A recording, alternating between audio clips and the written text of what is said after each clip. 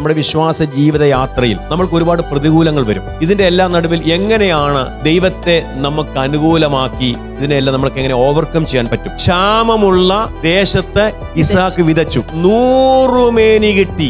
ദൈവം അനുകൂലമെങ്കിൽ ദേശത്തെ ബാധിക്കുന്ന ക്ഷാമങ്ങളോ അനർത്ഥങ്ങളോ ഒന്നും നമ്മളെ ബാധിക്കത്തില്ല. നാം ഭയക്കുന്നത് ഒന്നും ഭവിക്കുകയില്ല. ഇസാക്ക് ഭയന്നു, അവൻ കള്ളം പറഞ്ഞു. അബീമേലെക്ക് എന്താ പറഞ്ഞത്? പുള്ളി രാജ്യത്തൊരു വിളംബരം കൊടുത്തു, ഇവന്റെ കൂടെ ഉള്ളത് ഇവന്റെ പെങ്ങളല്ല, ഭാര്യയാണ്, ഒരു മനുഷ്യനോട് നോക്കിയേക്ക് പോലും ചെയ്തരുത്. ആ ദൈവത്തിന് അപ്പോയിന്റഡ് പ്ലേസിൽ ദൈവം ഇസ്ഹാക്കിനെ പ്രൊട്ടക്ട് ചെയ്തു. അപ്പോൾ ഈ അബ്രഹാമിന്റെ കാലത്തുണ്ടാക്കിയ സകല കിണറുകൾ ആര് മൂടി? ഫിലിസ്തീർ മൂടിക്കളഞ്ഞു. ദൈവം അനുകൂലമെങ്കിലും ശത്രുവിന് താൽക്കാലിക വിജയങ്ങൾ ഉണ്ടാകും. ഇങ്ങനെ വരുമ്പോഴും എന്ത് ചെയ്യണം? ദൈവത്തിൽ നിന്നുള്ള ആശ്രയം നമ്മൾ എന്ത് ചെയ്യില്ല, ഒരിക്കലും എടുത്തു കളയരുത്. നിങ്ങളുടെ ജീവിതത്തിൽ ഇങ്ങനത്തെ പ്രിൻസിപ്പിൾസ് ഫോളോ ചെയ്യും. ദൈവത്തിന് നമ്മെ അനുഗ്രഹിക്കാതിരിക്കാൻ കഴിയത്തില്ല.